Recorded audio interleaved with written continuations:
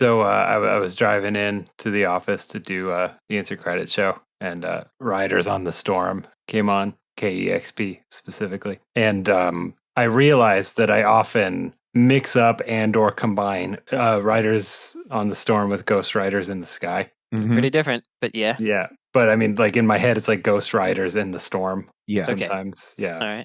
I don't know either of these things. Oh, okay. Well, that's Sorry. okay. Riders on the Storm is The Doors. Yeah. And Ghost Riders in the Sky is, you've probably heard it in movies or other things. Yeah. It's the song that goes, yippee-i-oh, Yeah, yippee-i-ay. Yeah. Yeah. Seriously? Yeah. Yeah. Okay, I want to ask a serious question. Do I look like the kind of person that would watch a movie that goes yippee-i-yo, Oh, yippee-i-yo? Ash, are you the kind of person to watch a superhero movie? No, not really. Okay, good. fair enough. But I've discussed this on the show before, but one of my favorite moments in cinematic history is in Ghost Rider 2, starring Nicolas Cage. Spirit of Vengeance. Where as Ghost Rider, there's also like a second Ghost Rider as part of the plot of this movie. And there's this really extended scene where they're both riding their motorcycles and then they go into the sky to the song Ghost Riders in the Sky.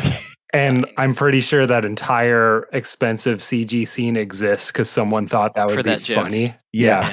It's one of those things where it's like, if I could do this, I would do that. And someone actually did it. Dun, dun, dun, dun, dun, dun, dun, dun, dun, dun, dun.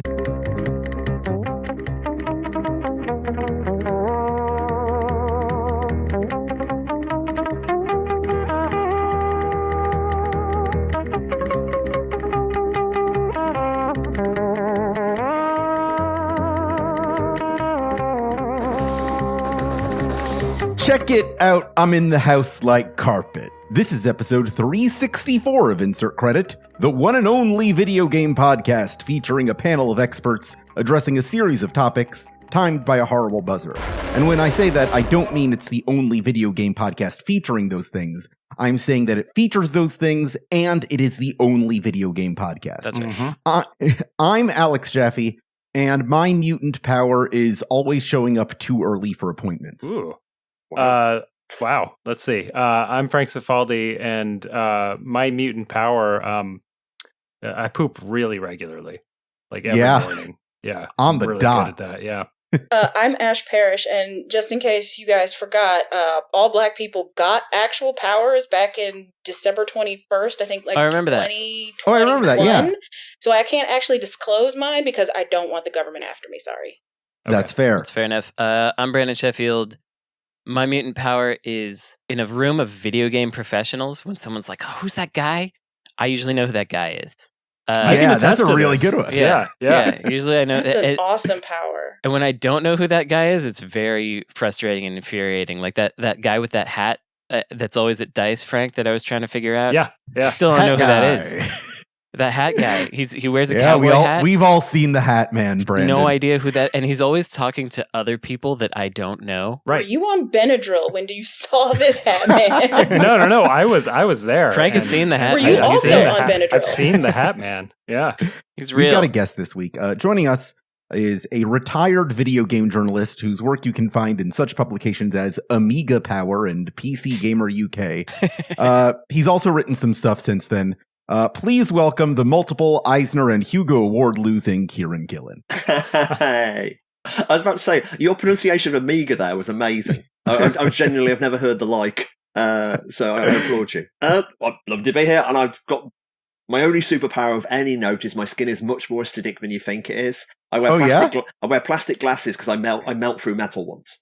It's that kind of like a very low level kind of like X-Men vibe, which was very useful for my future career.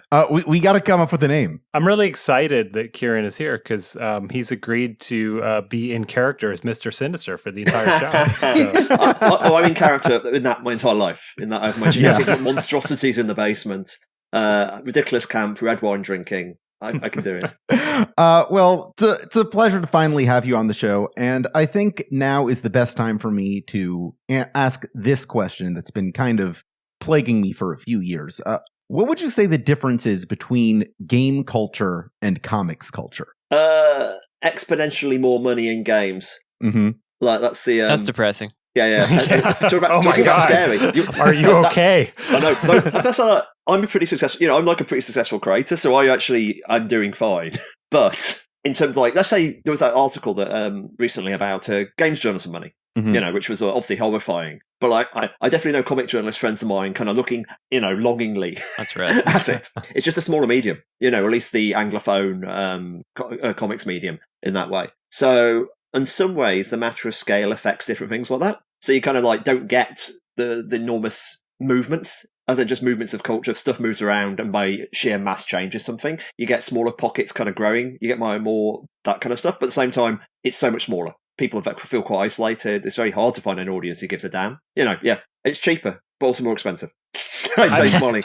Like, it's just not. They're quite similar mediums. It's just one reason why I went for them. You know what I mean? Like, they're both underdog mediums. I spent my entire life writing about comics, video games, pop music. Fundamentally, I'm attracted to underdogs. Like what monster would write about books? You know what I mean? Weird. I'm gonna be incredibly rude here as someone who has written both for video games and web comics, at least. It's one similarity is that you can do bad writing and nobody notices. That's nice.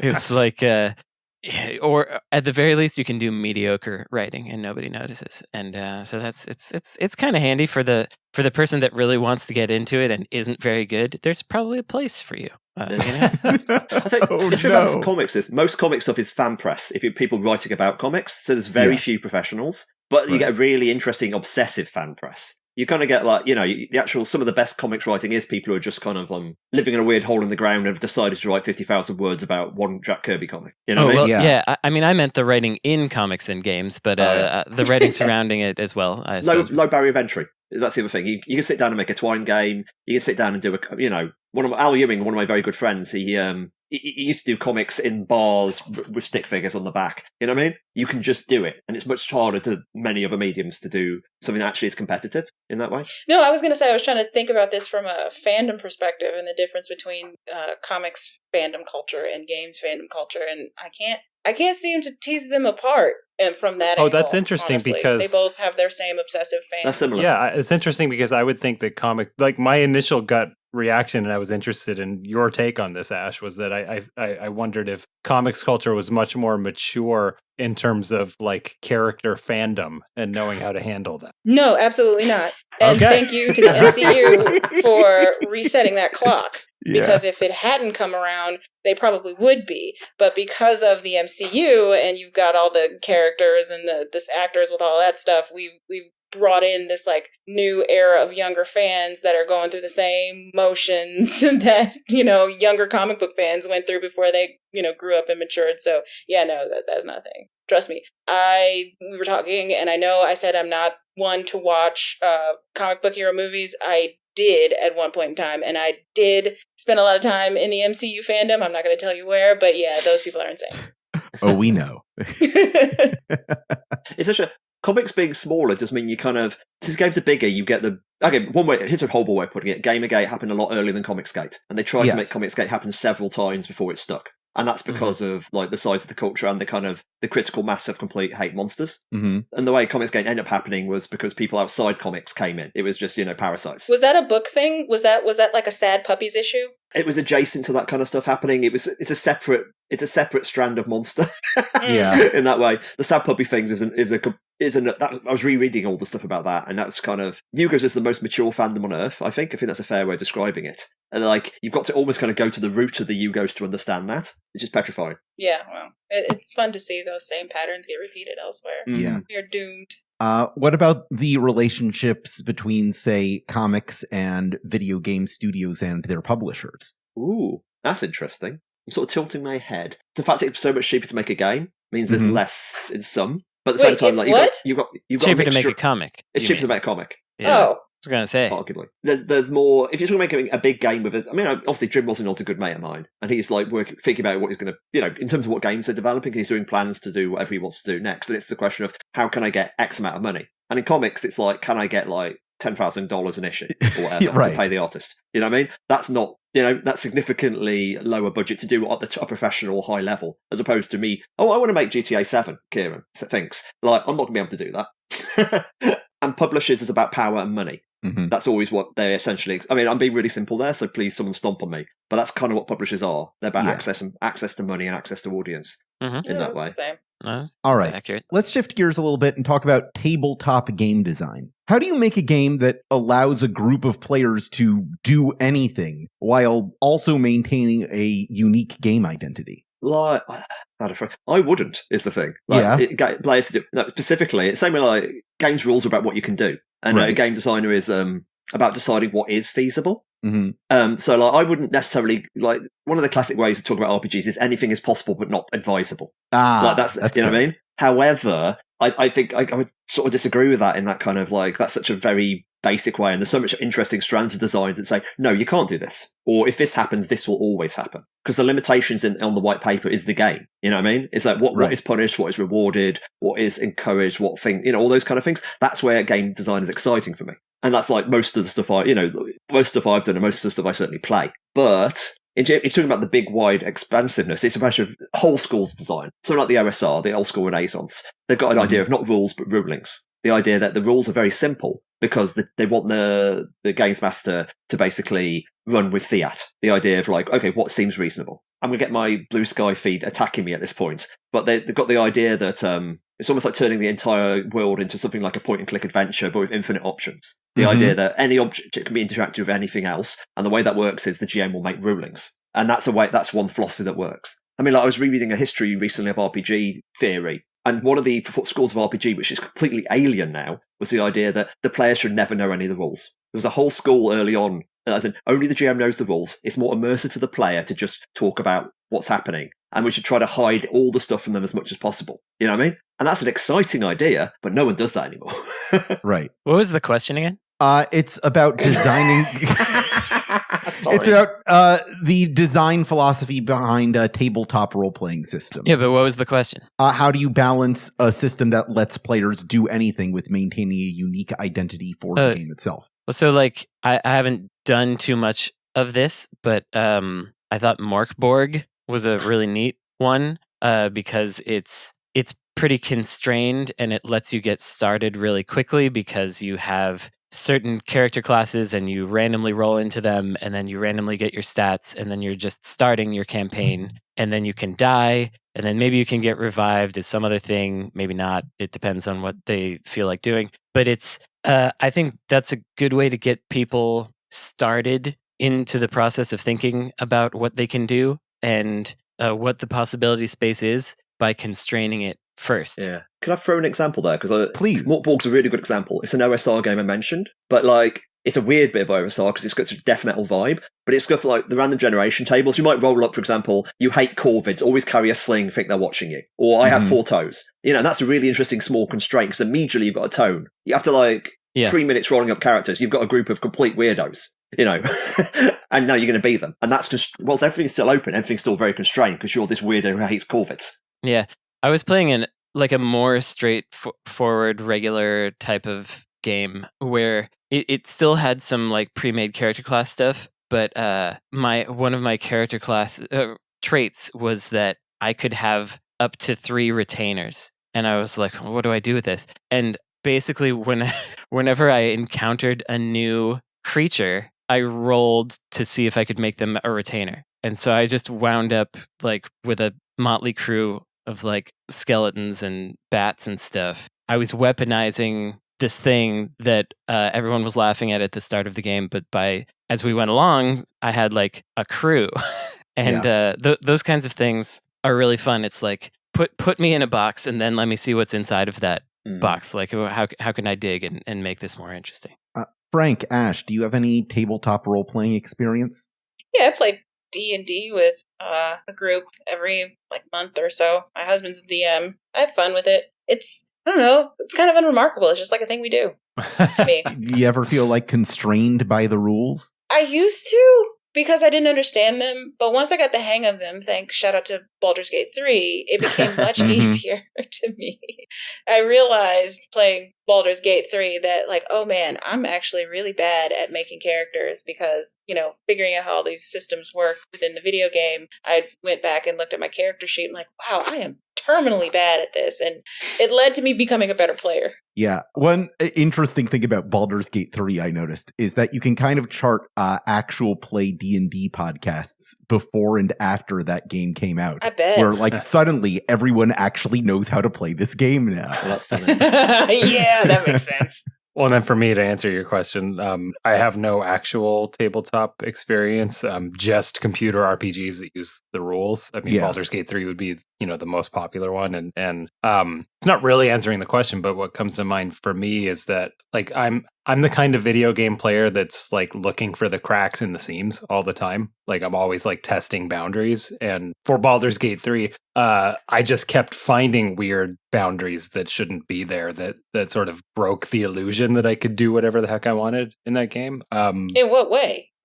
Just things that should work in my head didn't work, like sneaking up to someone and like, I don't really remember the characters or anything, but there was like a witch or a Baba Yaga or something, and like they had a woman like captured tied to a chair, and I managed to successfully like sneak to like try to rescue the woman, but it just automatically triggers a cutscene where you're seen, kind of thing. I also like attracted monsters to like there was that slave camp. And I attracted these like slime monsters to like chase me into the slave camp because I wanted to kill them but not be responsible for it. And they just did not attack each other in any way. So like there's a lot of like things that would have had to have been scripted that weren't scripted. And because it gave the illusion of anything's going to work, I don't know. I took that as a challenge maybe. and so that's really like, interesting. Yeah. Because you sort of really illustrate the difference, I think, between tabletop and a computer. They're the same game, but the fact that the power of a GM's brain can make rulings. Exactly. Okay, they're going to try something impossible. Let's see how this. You don't need to design for that because it's an amazing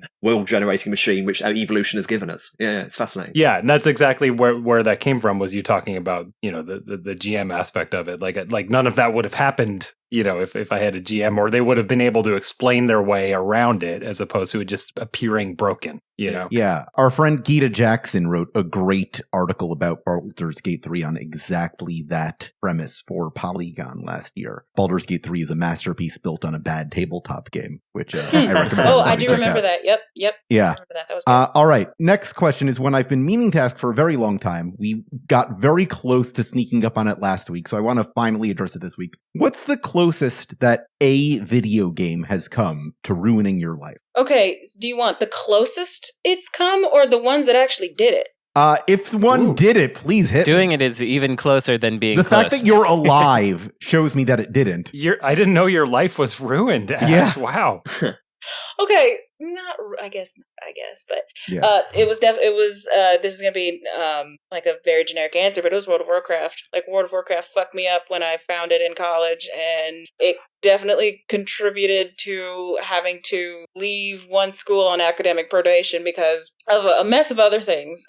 But constantly, like, and I was a raider. Like, this was BC, I think, like maybe on the cusp of this was in the smack dab in the middle of Burning Crusade, and I was like a progression raider at that time, and I chose to do that instead of going to class, and it just created this anxiety feedback loop. It was like, well, I fell behind in class, and if I go now, I'm still going to be behind, so I might as well not go and stay home and play WoW, and so on and so forth and whatever. But by God, I was one of the last warlocks to earn her fiery dreadsteed from the old way, where you had to go like to Dire Maul to get it before they just gave it out to people. They don't even know where I had to walk both ways up Kalimdor, damn it, to get that damn horse. And by God, I did it. So yeah, it's World of Warcraft. Did you get extra credit in your class because of that? No, Is that why? no. They kicked me out of school, Frank. I had to go find a new school to graduate from. That's probably the answer for a lot of people. A lot of people that have played World of Warcraft. I think that for me, World of Warcraft, I've mentioned this before, but was it sort of did the opposite, because you could say that it ruined my life, but ultimately it bettered it, because World of Warcraft, my ex played it a lot, and it was a good vector for her to lose money and not work and find partners to cheat with. Ew. And that ultimately made me not be in that relationship anymore, which is very beneficial to me as a person. And so can confirm having met this partner. Yeah, so I think that ultimately World of Warcraft, though I resent it in many ways, was very beneficial for my life. Sometimes your life needs to be ruined a little bit before it can get better. Yeah, exactly. But in terms of one that actually came close to ruining it, it's got to be the free-to-play games just as a whole. Oh, yeah. That Clash of Clans. The Clash of Clans, the IMMT, which nobody knows what that is. Princess Pajama, where I was number 2 on the leaderboards in the entire world. How do you feel about Infinity Nikki branding? Oh no, I haven't touched any free to play games since like 2019 because I need to get work done. That's not true. I did play the SMT free to play game for like about a year, but then my new rule with them is once doing the daily activities starts to take like more than a half hour, like when I wake up in the morning and all the little things that I got, all the stuff I got to push and all the little dots I got to collect takes me more than a half hour, then it's like, okay, this is really like the tipping point of work to fun has tipped in favor of work. And but yeah, I haven't touched one since then. I'm curious about the open world new one that's coming, Infinity.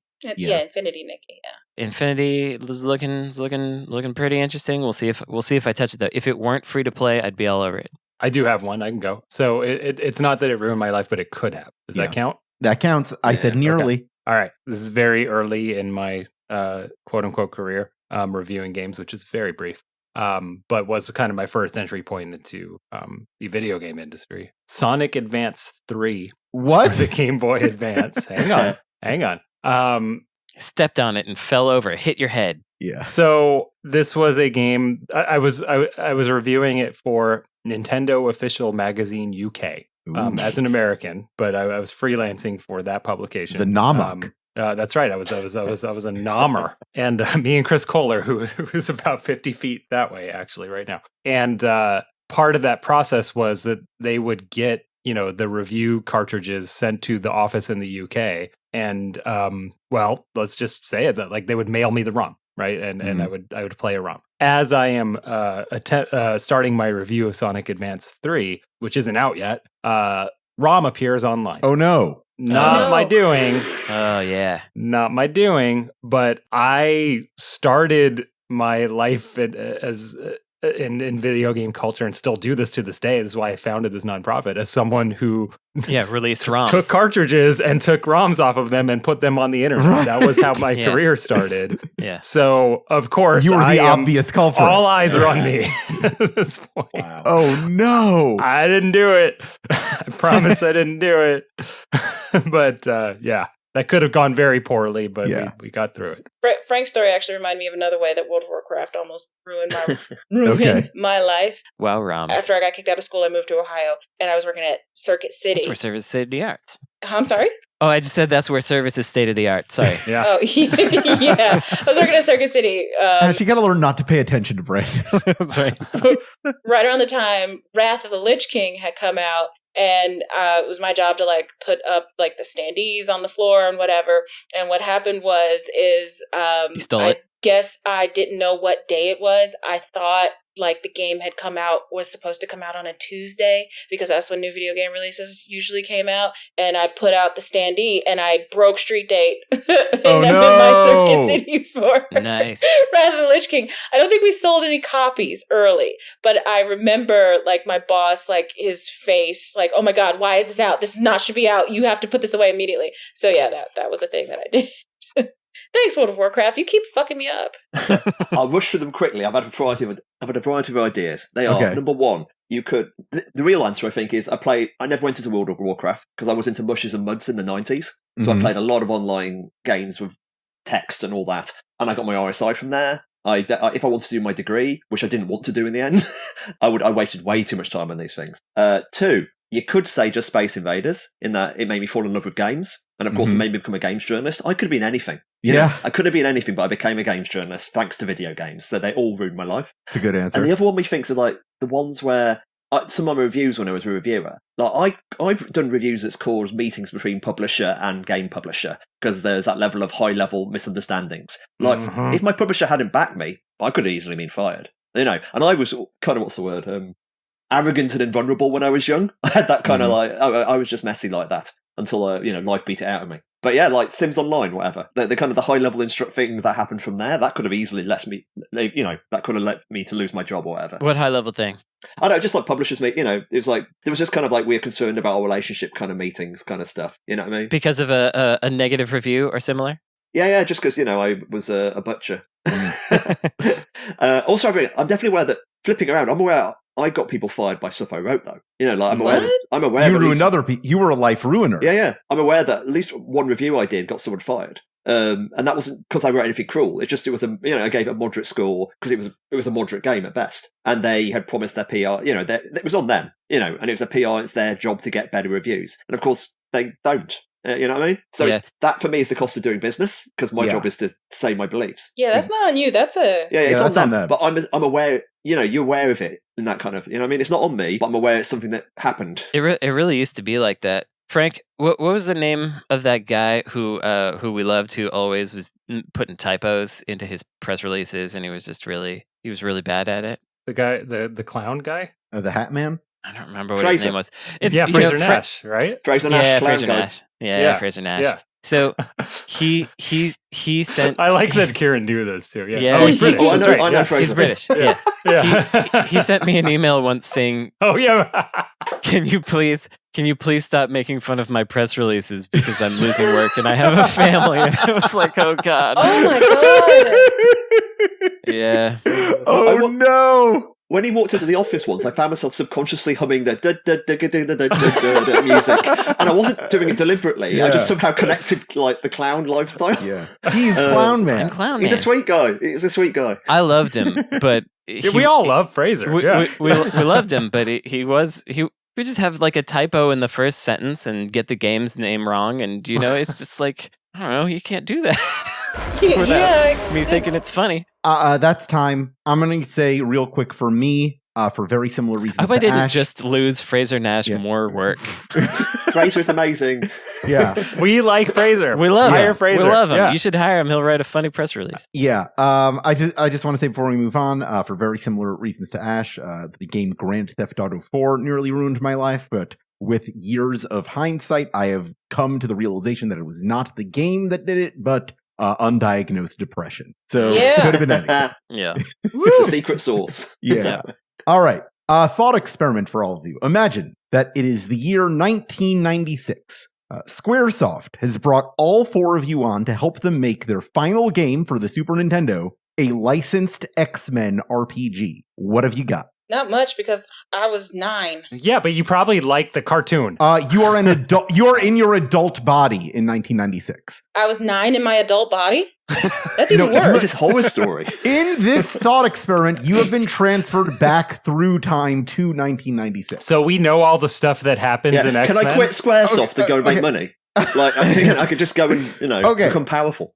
You are adults in 1996 with no knowledge of the future, but you still have your personalities and feelings and thoughts. And you are all on the X-Men 96 video game team. I'm just also going to say, I think probably Ash as a 9-year-old would have done a better job of thinking of a cool like X-Men RPG that people would like than us as adults. Because it would start Storm, first of all. Ash, you can be 9 if you want to be 9. Well, so first of all, I'm going to say that X-Men in 96 is not my favorite X-Men era. So let's start there. Like are we still like, is Image a thing at this point? Are we still in like Jim Lee? Image exists. Image is a thing. So we're like all the artists and writers are gone now, and we're in that weird. Okay, I don't know what any of this means, but there was a good Genesis game in 1995, so I know about that. It was an alright game, but that said, like the cartoon was the canonical for kids X-Men at that point. So I think we kind of start there. So. So that's the lineup. Storm is definitely there. No, she's the star. Okay. She is the character. She's the center point. Thank you for reminding me about the cartoon, because I'm like, this is this is we get the theme song in there. Because at this point, 1996, people really understand how to use samples on the Super Nintendo, and so we can get the theme song accurately, relatively in there, and that'll be kind of like a selling point. But it's going to have way more chooms, though. Because yeah. Yeah, it's all orchestra hits. Yeah. And this is an RPG? Somebody out there yes, it's an RPG. making all orchestra hits Super Nintendo sound font version of that theme song. Please just drop it in the chat real quick.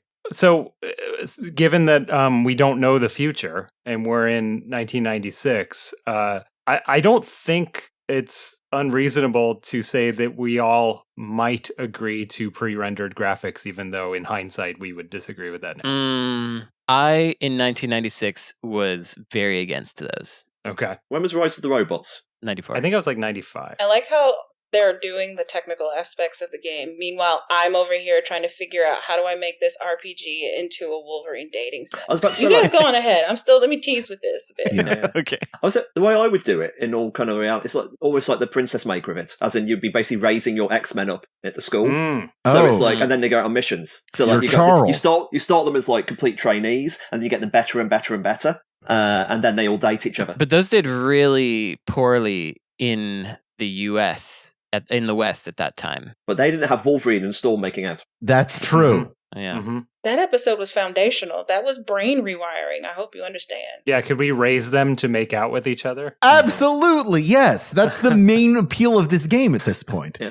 No, we're on Super Nintendo. Nintendo's not going to allow it. Square Enix is going to think it's too risky. It's 1996. Sorry to be a big jerk, but I don't think they would let that happen. I think it's a pretty simple JRPG. I mean, maybe this is a boring answer, but I think it's just a pretty simple Final Fantasy, but swap in the X-Men kind of situation. Yeah, it probably is, and you have one sequence that's like inside a Sentinel. Yeah. Is Spider-Man allowed to show up? Because this is around the time of the Spider-Man cartoon too, right? Can we one more day? I'm gonna say no on Spider-Man. Yeah, why not Spider-Man? He can go. Because this is an X-Men game, and the moment Spider-Man shows up, it becomes a Spider-Man. That's not true. If he's got a cameo. That's not true. Spider-Man makes a cameo appearance in The Punisher for the Game Boy. Yeah. It's not a Spider-Man game. Okay. You said it in Days of Future Past future kind of vibe. So like the dark future of 2024, and then we have Spider-Man corpses and stuff. And the X-Men, the only survivors of the future. Oh, now you're talking. Yeah. Well, now we have like a Chrono Trigger time thing, and that's very X-Men. Yeah.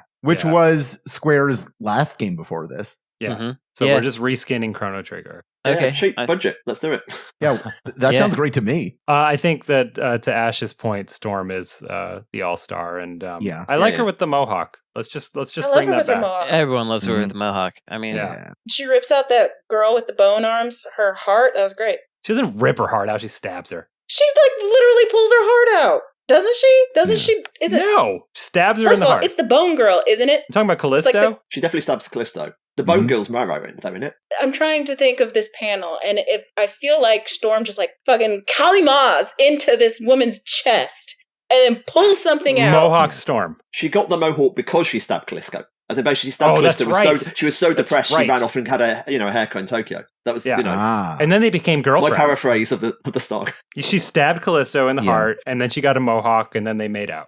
That was what happened. I presume so. The making out was off panel. Yeah. I think our canonical party might be the giant size X-Men crew. We got Storm, we got Cyclops, we got Wolverine, we got Colossus. Thunderhawk, baby. Yeah. Colossus. I mean, Dark Phoenix would look really good in a kind of the JRPG style. It's the classic kind of power move there. That might be the final boss. She has 3 transformations as you fight. Yeah. Now, the only thing I'm thinking of is a Final Fantasy esque blue box with, a portrait of Scott Summers, and all it is just Gene in big caps across the Yeah, someone please Photoshop that for us. All right, I think we got a hell of a game here. He's the only one with 2 portraits because one of them is his screaming. No one else screams like him. That's a lot to think about. We'll be right back after we take a quick break. Boom ba doom boom ba baby, I hear the blues are calling. Ash, you ever watch every episode of Frasier? No, I have never seen an episode of Frasier. Sorry. It's a good time watching every episode of Frasier. Hang on, we're gonna do another short episode of Puppy Cam because you have to see this. Puppy Cam. Oh, look at him. Look how his little feet are. Look at him. Those are pretty small. Look at his little feet. How do you get around on those things?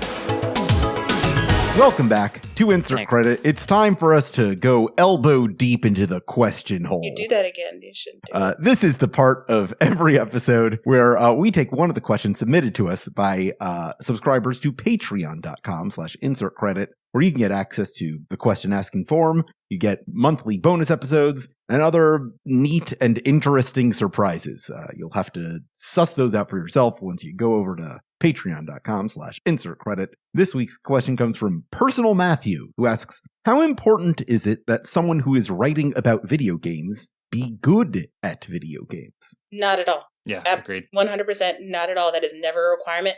The thing that gets people in trouble, the thing that gets you harassed is that there is the mistaken assumption that you should be good. And when you are not good, they consider it like a personal failing or that you are not good at your job and therefore you do not deserve your job, but you do not have to be good at video games at all.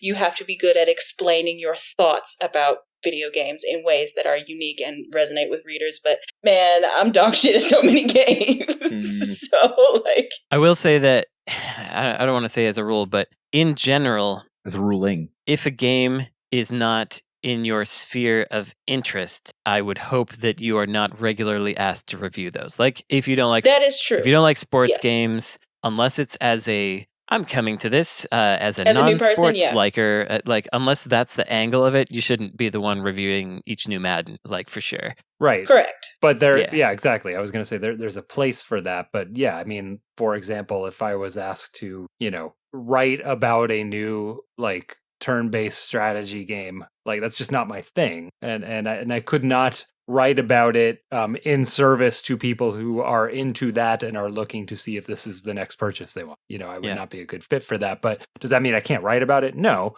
it just has to be correctly like platform in terms of like what it is that we're trying to express here. The eternal push and pull between someone writing about games as a consumer reviewer and someone writing about games as critic. And of course, for the latter, you can write whatever you like because you're a critic. As long as you've got an intelligent process and looking at, I can take apart why Madden is actually evil or just a broken concept. But that's no use to a consumer reviewer of Madden because they like Madden. I want to know if this version is good enough. And both those things I think are valid, but they're often contradictory in that way. And the thing that people, get hung up on is that they think that every piece of criticism is a review, and that's not true. Yeah. And they don't have the ability to take what they're reading and internalize it for what it is. So, people are like, we just want just give us the score, like, break this down into numerical little bits for me so I know, what to do or I know where you stand or whatever.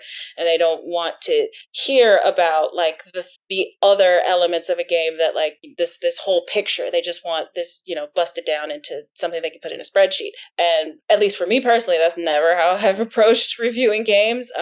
It is not rare, but I don't like talking about, well, I don't mind talking about, but unless it's like something expressly bad, like talking about like game mechanics, unless there's something interesting about it, just doesn't interest me because I always play games, for the story for the most part, for, games that have stories. Yeah. And so like people will come to these kinds of things where I'm talking about this game or whatever, and they're like, but you didn't talk about, this works with DSLL or whatever, because that's what they expect a review to be. And I'm like, you guys, if you want that, digital trends is up the road, buddy, but that's not what you're going to get from me, and you have to be aware of that. It's weird, just this desire to flatten all talking about a game to one size. It's always upsetting. For me, it's always like, what I loved about games criticism was when we got more voices, we got more people doing different things. And like, because when I came up, there was only reviews and previews, like there was nothing else. And so when I started doing stuff, and my peers started doing stuff that wasn't, taking from people before us, they blew that, people just didn't understand where to put it. And it's really sad that it hasn't got any better, really. I feel for you. There's I think it's a little better. I think it's gotten better in general. It's just that the audience has disappeared.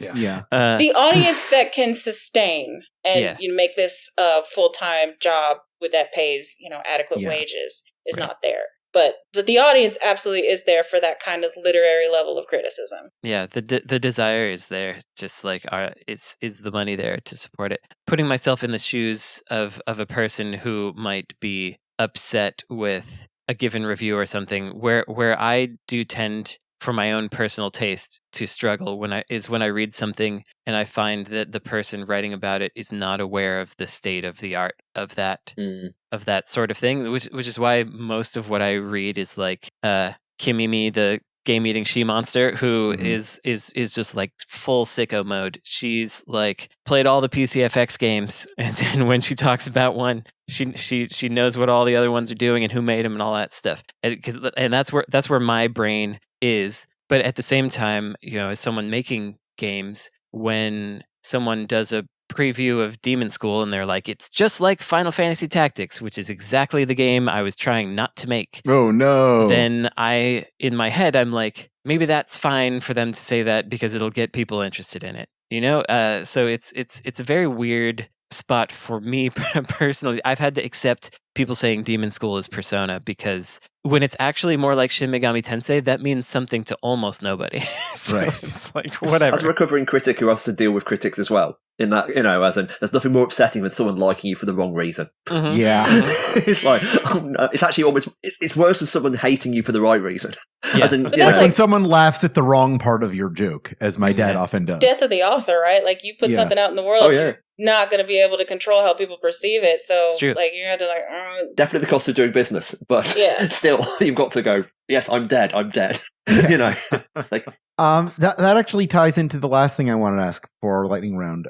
When was the best time for video game journalism? When was our golden age? Oh geez, what are the factors here? Because there's like the best time to have fun doing it. There's the best time to make money doing it. That's what I was There's about the to best say. time for like successful criticism. I think those are all like the writing different. is absolutely the and best none of now. them are now. I don't know about that. No, I think the writing is the best now. Yeah. The quality of writing, I think, is the best when you can find it. Yeah, for professionals, I think the quality of the writing is The best. quality is right there, but like nobody's able to do the quality unless they're doing it for free, unfortunately. They're not making it not from mainstream publications. Yeah. Yeah. This is somebody's Medium blog that you Right. have to go find. Yeah. It's true, though. I often think about this specific time. I forget if you were there, Frank. I think you may have been. Some Spider-Man game was at a bar in San Francisco, and they had like a tarantula there. And that was Spider-Man 3 Spider-Man based 3. on the movie. Yeah, I was there with you.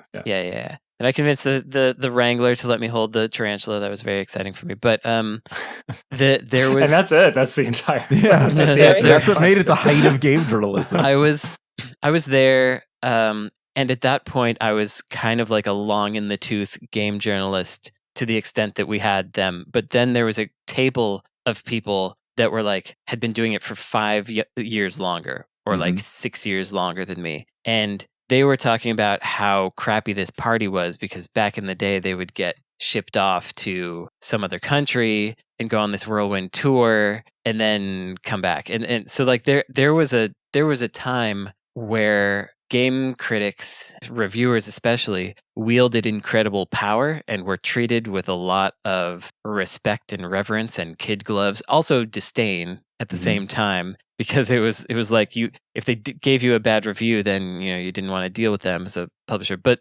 there was a time where they were like living like kings, and I feel like, Frank, we were on the tail end of that. Yeah, I think we were, but also like what I was thinking about as you were talking was that it was also a smaller world at that time, and so like I don't think you could. You and I went to a lot of events that we made no content out of.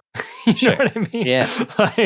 Like we just kind of got like free drinks and food and like hung out with people, and like it was just. I mean, I actually wonder if we were at the golden age for having fun, because like we worked on 2nd Street in San Francisco. Yeah. There were press events that were more like free booze parties at least twice a week. Yeah, all the time. And no one really followed up with us expecting us to do anything, having been there, Yeah. And like that's, I don't know, like we were very privileged young men in that time, and it was fun. And I think I prefer that over being like flown out to an event and then like feeling pressured like I had to write something about that in print. Yeah. Well, so like I also distinctly remember this time I was flown to Hawaii by Capcom for this event, and I was like, that I don't do previews and reviews and stuff. Right, we're a trade publication. I need to do interviews, and they were like, yeah, that's fine. And then when I got there, they wouldn't let me interview anybody, and so I just had a vacation in Hawaii. That was it. That was all that because there was literally nothing I could do. So I hung out in the pool. And that was what I did. It was a lot of our events, and you and I would try, to be like, can we actually talk to someone for real? And that's the thing. I tried every time. At every event, I was like, what can I get out of this? And a lot of the time, they were just like, nothing. Please let me journalist. Nothing, you can't. I'm a journalist. Let me journal. Listening to them talk about this is like being a modern, marketing person watching Mad Men and all the stuff that Don Draper got up to. Oh my God, you guys lived like that? Can we go back? That is kind of what it was like. When I came in, I was right at the back end of the ridiculous period in the UK. I came full-time in 98. I was writing in 95, but I was full-time in 98 at PC Gamer. And at that point, it was like, oh no, there's still a lot of money flowing around, but it wasn't trips down the Nile for Tomb Raider kind of level of complete impossible. Please don't tell me that was the thing that actually happened. That happened. All manner of stuff. God. It was like Last Days of Rome in circa when PlayStation was at its peak in the UK. It really did feel Last Days of Rome-y, from what I am told. But I think the weird perverse thing I think of is it very quickly, at least for me, especially because you have to fly most places in the UK, put aside the actual just stuff in the locality, because there was a lot of drinking going on. It was like, oh great, I've got to take a week here to go and do this, and then I can't earn on this. It became annoying to have to go on these trips. Yeah. And that's, you want to talk about privilege? You know what I mean? The idea that actually this stops me earning money. This is, this being flown over somewhere is actually less interesting after a certain point than you would think if you've actually, if you've got all these other demands, especially because games journalism, as that recent article noted, always paid worse in the UK. Mm-hmm. So the idea of me as a freelancer spending a week away somewhere from a month, that's not a good way to hit rent, No. Yeah, part of why I kept Insert Credit going, even while I, as a website, even while I was working on Game Developer Magazine and Gamasutra, is that my desire to be a journalist, for some reason, I could fulfill it if I couldn't write anything about this trip for Game Developer. I could maybe do something extra weird for Insert Credit, and that would often make the PR people happy because Insert Credit actually got significant traffic at that time. So I don't know. That was an interesting thing, but of course I didn't get paid for that. That was just my own desire to do a thing. Okay, so I think we've landed on the golden age of game journalism being the late 90s? Is that what we're talking about? Well, depends on who you're... Depends on who you're talking about, because Kieron's saying late 90s. It's the golden age for being a games journalist. Yeah, exactly. For actually doing good work, probably not that period. Well, Brandon and I were saying more like 2006. Yeah, 2006. mid-2000s for us. Yeah. All right. 2008 was fun. We launched RPS. I'll throw that in. That kind of that felt like a useful time to be a games journalist. Mm-hmm. I'm going to take that right to the lightning round. This week's lightning round is a game I am calling High Scoring. I'm going to name a musical band. About weed? It's adjacent to weed. I'm going to name a musical band or artist, and you have to tell me what kind of video game you would use their music to score. What game would this work Let's see if I know all these people.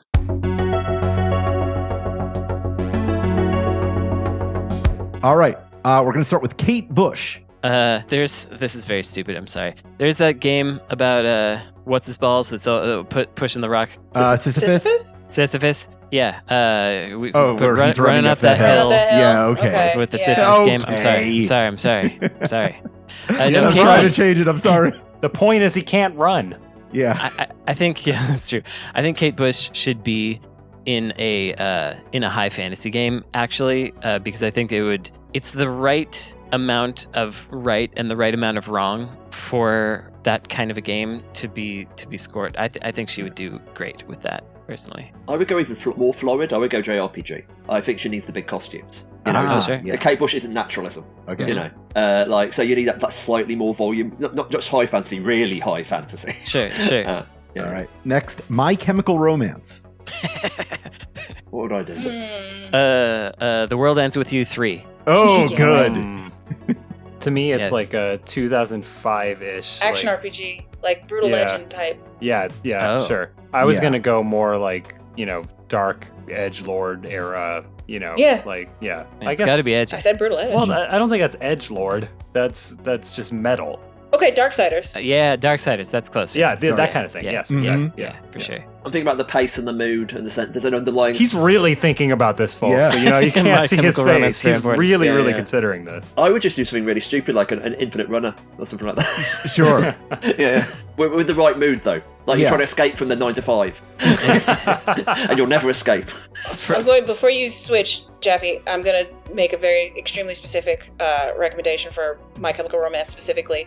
If there is a Gurren Lagann action RPG of any stripe, My Chemical Romance should score that, because the most fantastic AMV that has ever been made by the hand of man was a Gurren Lagann AMV with Welcome to the Black Parade, and I can watch that video. And I can run face first through a wall after it because it is so fucking cool. Not to be a pronunciation weirdo, but is that how they say it in the English dub? Gurren Lagann? Yeah. I don't know. That's how how I was raised to say it. Okay. I know it as Gurren Lagann. Yeah, but, it's Gurren Lagann. Who cares? Okay. I was just curious. Let's excise that from the show. Let's not. There was a real question about whether they say that in the dub, because I've never watched an English dub. Our next artist is Rihanna. Oh God.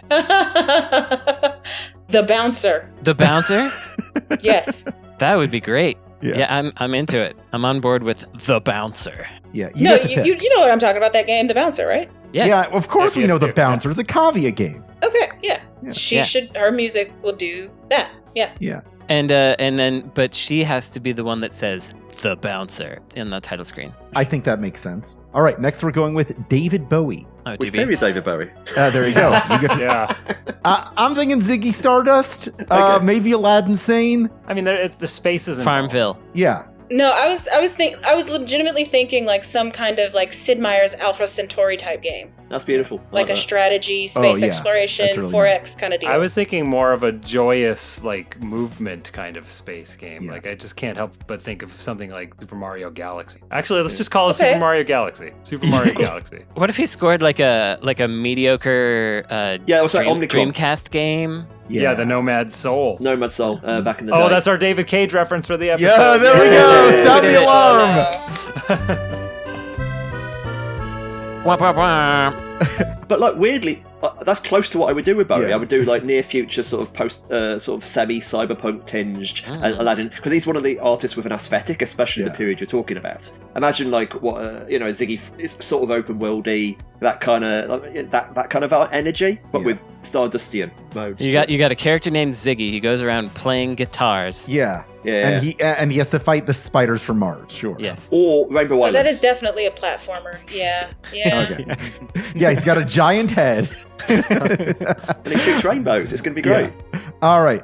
Next, Nick Cave and the Bad Seeds. Crazy You Taxi, guys obviously. can have that because I have no idea what they are. I would imagine. So this is the bad answer, but it's like some kind of like very grim turn-based strategy game. Yeah. I can see that too. Is this one of those things where like I would know a song from them if I heard it, or is this just like completely? I don't know. Do you know Red Right Hand? No. Okay. Do you know what's it called? Peaky Blinders. Yes. It's the credits. Oh, okay. Thank you. Yeah. See? Thank you. You do know Red that's Right the name of Red Right Hand. Got it. Because I don't know song names. Red Dead Redemption. I don't know. Go ahead. Go on. Okay. Actually, he wrote westerns. He wrote that western movie, and so like he'd get a really good vibe for that. Yeah, actually. he could do Red Dead 3. Dark western. Yeah. I'm into More it. like Okay. Dork Western. Nice. Deadmau5. Deadmau5? I don't Deadmau5. know. I have no idea what Deadmau5 even sounds like.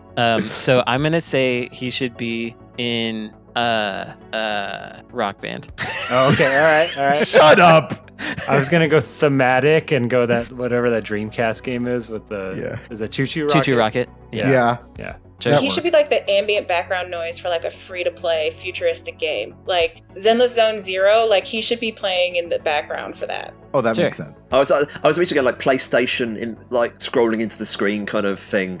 Like, a lot of like 1990s bad CGI. That's what I sort of think. His music should queue up whenever you boot up your PlayStation 9. Oh, yes. 2032. Yeah, he's the console theme. Perfect. Yeah. I like that answer. Taylor Swift. oh god. Okay. You're gonna do this like really bad, slowed down tempo, mellow version of I don't know, what is it, Bad Love or something for like Gears of War 7. The same thing they do in Mad World. They're going to do that with Taylor Swift. Yeah. I was thinking the exact same thing except Final Fantasy 17. No, please keep No, I think Gears of War is the one. What's Final Fight 88 or 89 or something? It's around there, isn't it? Because I'm trying to think what games came out in 1989. And you could actually 1989, yeah. Oh, So let's say Final Fight was 89. Final Fight with like Taylor Swift going through with various people beating up the way across the city with a Taylor Swift soundtrack. I like that. I'll be into that. I like that. Our last one is Prince. Oh, he's got to be like fun, like upbeat, fun. I have a very stupid one, which is Madden halftime show.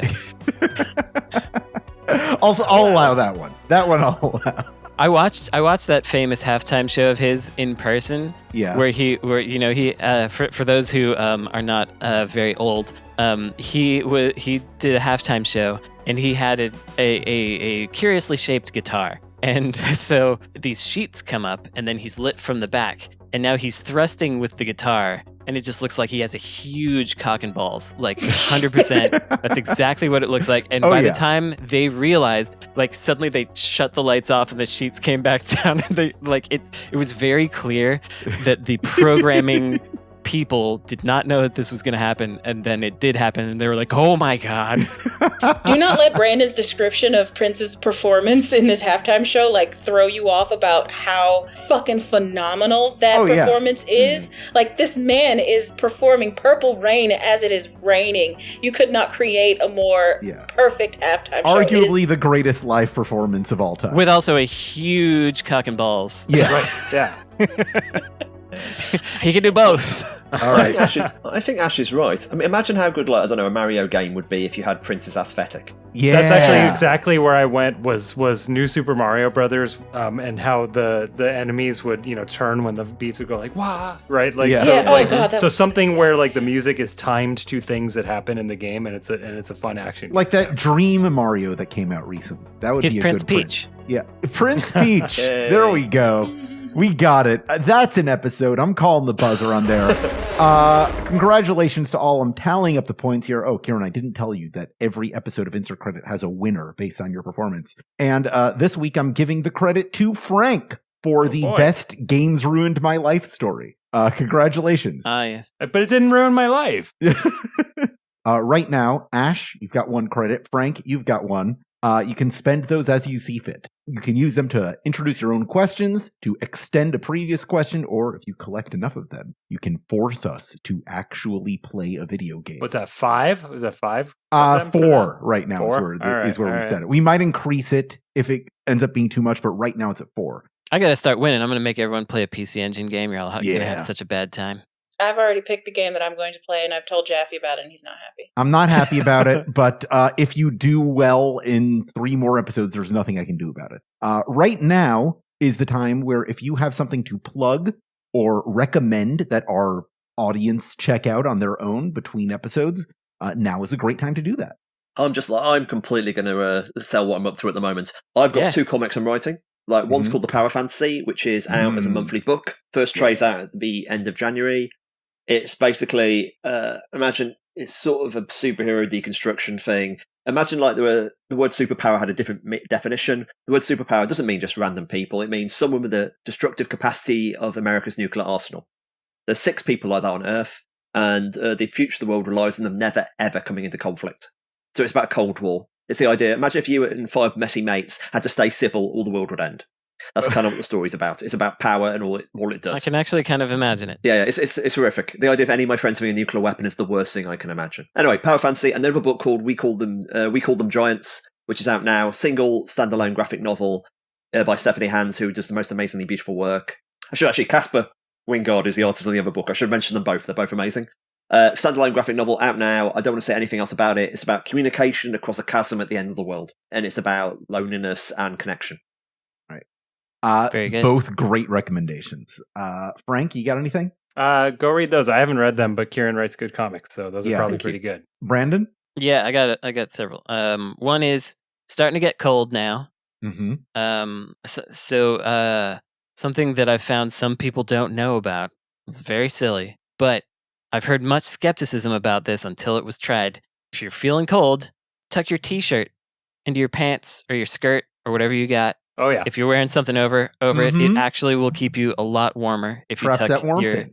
If you're wearing a t-shirt, it traps the warmth in your torso. It'll keep you warmer. A lot of skepticism surrounding this recommendation, but it's true. Brandon, do you also stuff your pants into your socks? Oh no, that's too far. I did that last night, though. I have to admit, I did that last night. It was cold. There you go. You guys live in San Francisco. How cold can it get? Well, so here's the thing that people don't understand about the Bay Area is that we don't use a lot of climate control stuff. So when it's 60 degrees outside, it's 60 degrees inside. Oh, you feel it. And we just deal with it because it's going to get warmer again later.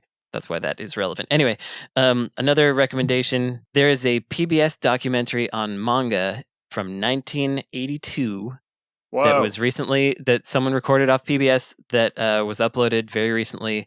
It's a little hard to search for. It's on YouTube. It's called, they uploaded it as Manga Documentary 1982, uploaded by Chris Hill. Give it a look. It's pretty cool. A lot of shots of early 80s downtown Tokyo. It's about how manga is made and how it's popular and whatever, but it's from that time period. Very, very neat thing. One more recommendation. If you want an anime that you can watch and then instantly forget about, that it like the art's not very good, the story is pretty basic, but it's pretty inoffensive, and it's just like you watch it and then you're just like, oh, there I go. I watched it. Like it just washes over you. It's like nothing. It's great. It's called The Great Cleric. It's What's it about? It's about an isekai. It's an isekai about a salaryman who goes into a world and becomes a healer. Oh, you said isekai. I'm already out. And it's just like there's leveling up, some fine characters. It's just like it's literally like an anime prototype or archetype with nothing particularly offensive or nothing particularly great. And I just watched it in 2 days, and it was just like a great for my brain to not exist. Man, I was really with you because you were saying all of the things that me and my husband are trying to find to watch right now. And then you said isekai, and I'm like, nope, I'm out. It's not a dirty word. There are good ones. Futurama's an isekai. It took me a really long time to try to figure out whether there were any isekai that I liked. Yeah. And it's ultimately just a framing device for a fantasy story. It's kind of stupid at this point how many things are isekai. And there are not that many that I love, but as I have come to accept the genre, there are plenty that I think are fine and basic and easy to watch. And so that's kind of where I've landed on it. And so this is within that scope. My last thing is I'll just go ahead and say follow me on Blue Sky. It's the biscuit. It's really hopping over there. Yeah, it's weird. As of this recording, it's crashy because it's so. Yes, yeah. As of this recording, 1 million people joined within the last 24 hours, and it's causing problems. But Brandon.insertcredit.com. That's my name over there. It's pretty easy to remember. Find me because I don't use Twitter no more, and maybe I'll delete it. I don't know. But Blue Sky is actually it's okay. The nuclear block over there is so good because like when, so good. Yeah, when you block somebody, it's not just that you don't see them and they don't see you anymore. It's like if you block them from your replies, the people that follow you don't see them either. They're just gone. They're just like goodbye to you. I didn't know that was a thing. Yeah. So like if someone if one of your followers wants to like try to figure out how to go and like if they could independently find that person, but they can't even like find to quote tweet or dunk on them. Once I block them, they don't see them anymore. Yeah, that's another thing. If someone quote tweets you and you don't want to be part of that conversation, you can unlink your tweet from that quote tweet. I don't involve me in this. Yep. You can be like, no, I'm not interested in that. There's also like block lists of MAGA people and Gamergate people, and you just subscribe to the block list, and then it just blocks all those people. And that's just like a thing that's native in the app? Yes. Oh, it's all native, yeah. It also has the opposite that you can subscribe to good lists. Like I subscribe to... And then follow all the people? Yeah. So like I can't tell yet if this is a good or bad move. I subscribe to a bunch of bird photographers, and it's my entire feed at this point. So I don't know. That sounds if that incredible. was a mistake. So the one thing that Blue Sky is missing, in my opinion, is to turn those Black follow people. lists into feeds. No, there's black people. There's a lot of black games people, and I follow quite a few. So there is a folks. reason why when I first signed up to Blue Sky, I'm at astra.bluesky.com. My little banner name was "Who all gonna be there?" Because if ain't nobody there, then why am I gonna be there? Ash, do you have anything to recommend? I wasn't, but then Brandon reminded me that I'm actually in my own. It's not my own documentary. It is not my own documentary, but I am in a documentary. It's on HBO Max. It's about video games. It's called Game Changers. Earlier this year, a documentary crew asked me, like, hey, we want you in our documentary. It's like the games that changed us kind of deal, like the movies that made us. That was a documentary on Hulu. They didn't tell me it was out, and I didn't know it was out. And my husband turned it on. He's like, and he saw, like, oh, a video game documentary. I'm going to watch this. Yoink. And he turned it on. And the first episode was about Mario or Nintendo or whatever. And we're just standing there in the living room, and we're like, playing or talking and with a puppy, and then I hear a very familiar voice, and I'm like, and I literally look up in my television, and I'm like, I'm staring at my own self sitting in my own living room. Now you know how your dog feels when there's a dog on screen. I know that person. Yeah, exactly. I'm in the first episode that is about the history of Nintendo. I don't know at what clip these episodes are released, because after they were done with me, I have not heard any contact with them ever again. But there should be a Minecraft episode that comes up whenever it comes out, and I'll be in that one too. So check out, I'm pretty sure it's called Game Changers on HBO Max. Hey. Nice. Yours truly. That's awesome. All right, I've got some recommendations this week. Here's what I would like to recommend. I would like to recommend that if you enjoyed this episode or any episode of Insert Credit, please rate and review our show whenever, however you can. All the time, always, every platform. You can also support us directly with your donations on patreon.com/insertcredit. If you'd like to sponsor our show with an advertisement or personal message, or submit your own horrible buzzer, you can email me at show@insertcredit.com. You can also join our community at forums.insertcredit.com, or watch our beautiful faces at youtube.com/insertcreditshow. You can find Ash Parrish at The Verge. You should wishlist Demon School on Steam, make your tax-deductible donations to the Video Game History Foundation, and pick up The Power Fantasy. It's a good comic. This episode is edited by Esper Quinn, with music by Kurt Feldman. This week's buzzer was submitted by Hens Benz. I'm Alex Jaffe. I'm Frank Cifaldi. I'm Ash Parrish. I'm Brandon Sheffield. I was Kieron Gillen. And your game has now been saved.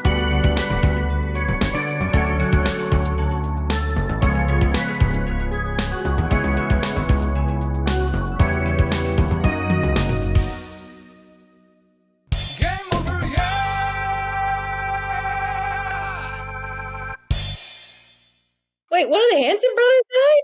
Oh, yeah. When did this happen? Let's see. Zach Hans plane crash killed a brother in 2018. Wow. No, that sucks. Oh, that's awful. Yeah. But, First the big bopper and now the bopper? No. Too soon and all that. That joke must have been made very quickly somewhere on Twitter. You know, that's a good joke. Think of the song they could have made with the Skibbity toilet folks. Oh, God. Put that in the post-show, Esper.